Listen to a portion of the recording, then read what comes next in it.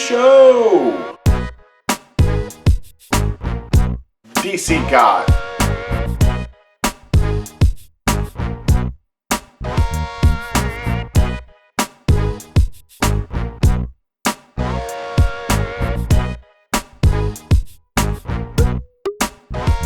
This is them.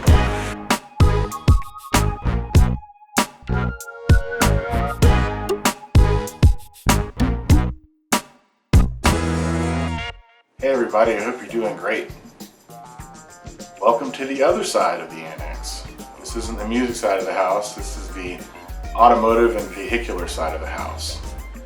So this is a new show and we're going to try to tackle some automotive projects, some common things, common problems that we all face. And if I'm lucky, maybe some not so common ones, maybe some cool stuff like, I don't know, transmission swaps, fuel injection upgrades, all kinds of fun stuff, and some not so fun stuff. But we're going to try to solve problems and make this a little better, one project at a time. And I'm glad you could join me. So let's take a look at some of the project vehicles that are going to come up in the show.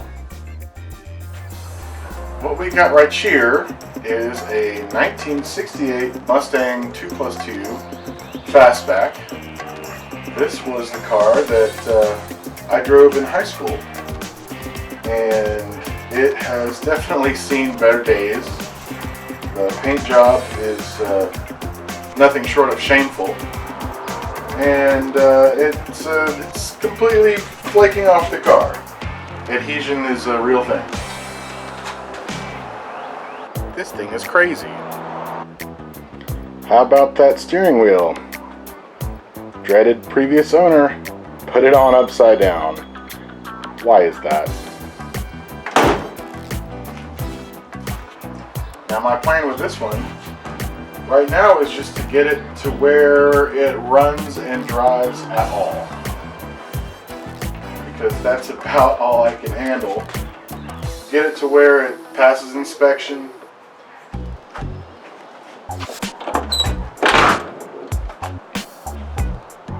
And then I can think about the real direction that this car needs to go, which is pretty much a teardown and complete redo of just about anything your eyes fall on.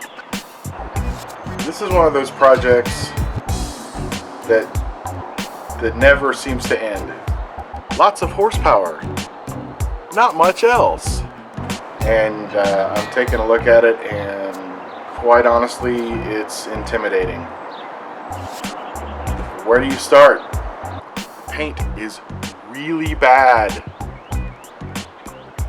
This is one of those projects that really can intimidate you rather badly.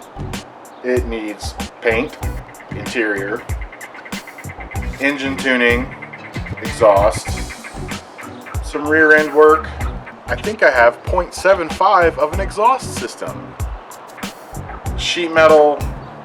In fact, it'd be easier to say what it doesn't need, which I suppose I don't know what that list looks like. I really think it needs everything. The wheels actually hold air, and they're round. A sensible plan with this vehicle would be to get it running and driving. Get it to where I can have it inspected, and then take it from there. Have you ever driven a really, really high horsepower car with no brakes and an open header? I don't really like having vehicles down. I like to keep them running. It gives you a lot more options. I mean, I could certainly drive it around for my own amusement, but not right now. I'm pretty sure the steering works. I like vehicles that run and drive. It's just a practical consideration. And what fun is staring at it in a broken heap. Patina! The kids love patina! It's also helpful to be able to, move it around if I need to, or get it in and out of the garage, or if I had to take it to a shop for some specialty work. It's nice to just be able to drive it. I mean, will you just look at the thing? This is not going to be some kind of concours restoration. by any stretch of the imagination. I'm not worried about, you know, date codes and paint daubs and OK stamps and that kind of thing. This is a busy morning. I don't know if I'm going to be able to do this. Like, this goes on and on and on. Just look at it. Why aren't you at work? Do you work? Another thing to notice is that I really don't have a giant shop. This is a very tiny garage in which to try to do this. There's no lights and fancy this and awesome sound quality. This is just going to be very cinema verite, including cars driving by, and I can't. These trucks, man. Does no one work in this town? Like, I don't get it. It does have a big cube motor in it. It's a 443 stroker based on FE architecture using an industrial truck block. So it's pretty stout. It's also really loud. Cars, cars, cars. All of our cars, so many cars. I painted it white because it was the absolute cheapest paint you could get at the time. I had no money. Kind of like now. Ooh, flip open gas cap. And it actually works.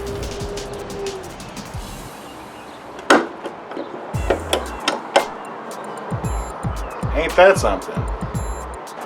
Terrible audio quality from the fact that my lavalier microphone isn't compatible with these cameras. I'll try to get that fixed, but you know, here we are. This is how it's going to work. This is going to be a no-budget show. But you know, honestly, I spend most of my life scraping away and trying to get stuff working, so it's just like any other day in many ways. I'm just filming it. For sheer excitement, though, it's hard to beat this Suburban.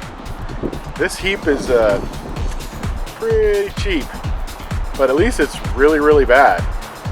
It runs and drives. I'm not entirely sure how. Right now it's got marginal brakes and pretty much nothing else works. I think the wipers might work, which is great. I actually can get this to pass inspection, so we're going to be doing that. Right now it's got a battery draining problem, so we're probably going to tackle that one next. In fact, that'll probably be the first project we do, is to install a battery disconnect switch, because it's really easy and it's really cheap and it's really going to help. And believe it or not, this thing kind of passes inspection if the brakes were working right, which is another bucket of project that I get to pour on this bad boy. But hey, you know, cobwebs are no charge. And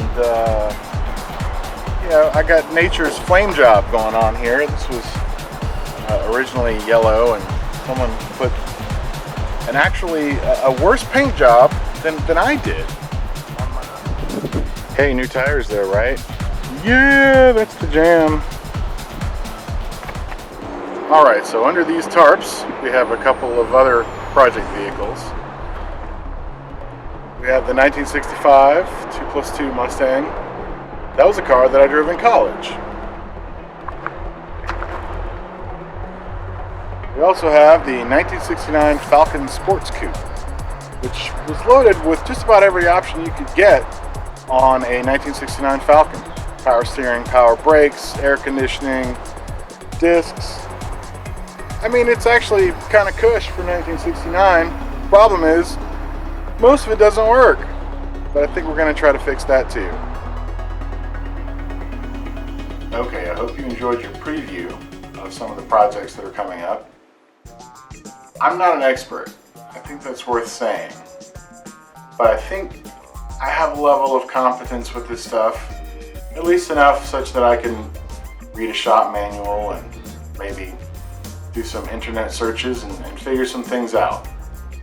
We're going to tackle some interesting and mundane projects, but it's going to keep the vehicles on the road, or in some cases get them on the road. And that's the whole point. I really prefer driving to wrenching, so that's my goal. Get these things moving, get these things drivable. Now you'll see some of the solutions I come up with, and some of them you might like, some of them you might not agree with.